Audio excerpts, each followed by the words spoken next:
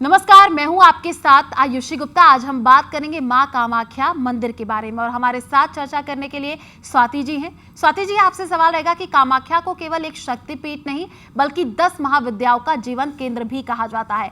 आखिर ऐसा क्या विशेष है, सभी महाविद्याओं का संबंध कामाख्या से जोड़ा क्यों जाता है? जी हाँ, यही कामाख्या का सबसे बड़ा रहस्य और सबसे बड़ी विशेषता है।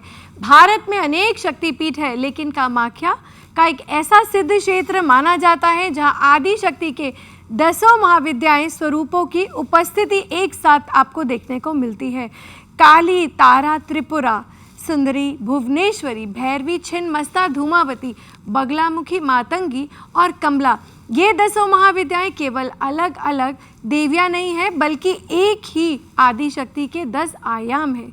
और कामरूप कामाख्या यदि काली समय को मृत्यु को ज्ञान देती है तो तारा मोक्ष और संरक्षण का, यदि छिन्नमस्ता अहंकार का सिर काटती है तो त्रिपुरा सुंदरी सौंदर्य और आनंद का परम चेतना का अनुभव कराती है, यदि धूमावती शून्यता का ज्ञान देती है तो कमला समृद्धि और पूर्णता का आशीर्वाद देती है।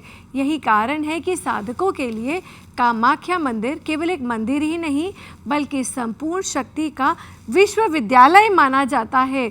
यहाँ साधक जीवन में हर आयाम, भय, इच्छा, ज्ञान, वैराग्य, शक्ति, सौंदर्य और मोक्ष सबकी साधना कर सकते हैं। और शायद सबसे सुंदर बात यही है कि कामाख्या हमें सिखाती है माँ का केवल एक ही रूप नहीं है। कभी काली बनकर हमारा अंधकार तोड़ती है, कभी तारा बनकर संकट से पार लगाती है, कभी त्रिपुरा सुंदरी बनकर जीवन में सौंदर्य भरती है। इसलिए कहा जाता है कामाख्या में अपने केवल देवी के दर्शन ही नहीं बल्कि आदि शक्ति के संपूर्ण स्वरूप का आप अनुभव करते हैं।